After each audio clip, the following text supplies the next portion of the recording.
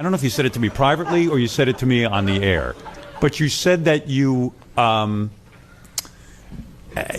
like the sound of your voice now. No. And I like it better now than I used to. I don't think of myself as a singer. But you were thinking of not even doing any more live performances a while back, and now you're back in full swing doing live performances. But for a while you were like, hey, I might retire because I just don't like the way I sound anymore.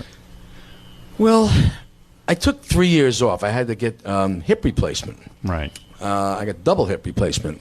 Now I'm twice as hip as I used to be, which isn't really saying anything because I was never that hip to begin with. Right. But I had to take some time off. You remember the last time when we did the interview in the studio? Yeah. I was hobbling in on a cane. I could barely walk. You had two canes. Yeah, it was two. Yeah. And when you had the hip replacement, are you pain-free now? Pretty much. Yeah, it worked. It works, and your walking is fine. Do you have to go through an extensive sort of rehabilitation? I did a rehab for a couple of months on my hips. And every time one of those commercials comes on TV, if you've had metal implants, dial 1-800. You may be entitled to a settlement. Oh, no. Really? Really? That's what I had. That's exactly what I had. How much could you get?